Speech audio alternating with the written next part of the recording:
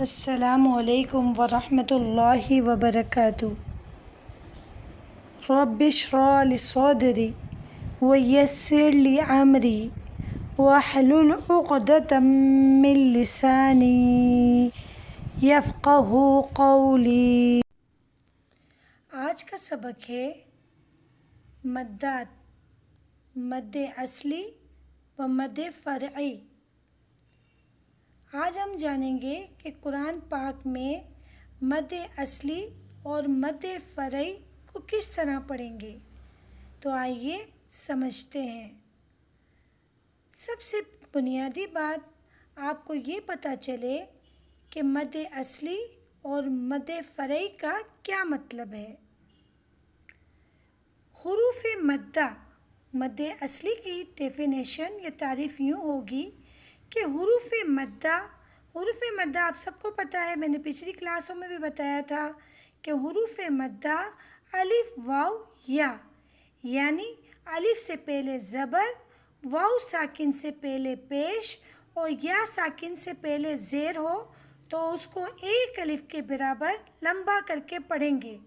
حروف مدہ الف واو یا کو ان کی اصل اور قدرتی مقدار میں لمبا کرنے کو مد اصلی کہتے ہیں، جیسے با الف زبر با، با واو پیش بو، با یا زیر بی، یعنی اس کو صرف ایک الف یا دو حرکات کے برابر کھینچا جاتا ہے، نہ اس سے کم نہ اس سے زیادہ۔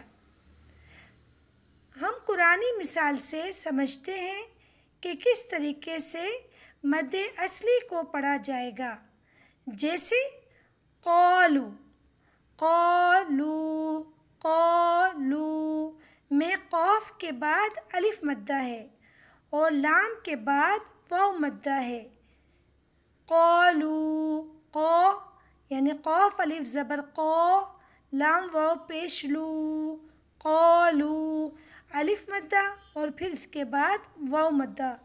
اسی طرح ہم پڑھیں گے داعی، داعی میں عین کے داعی میں عین کے نیچے زیر کے بعد یا ہے، عین کے نیچے زیر ہے اور یا ساکن ہو تو حرف یا مدہ ہوگا، تو ان کو ہم بالکل نارمل ایک الف کے مقدار کھینچتے ہیں، یعنی ایک الف یا دو حرکات کے مقدار کھینچ کے پڑھیں گے۔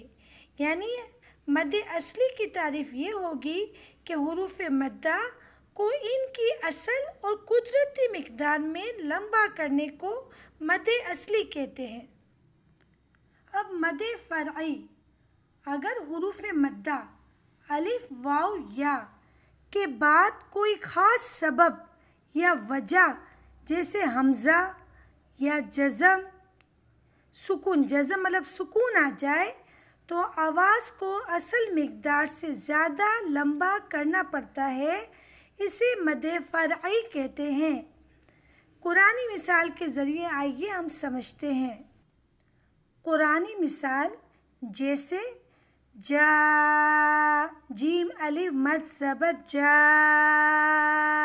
حمزہ زبر آ، جا،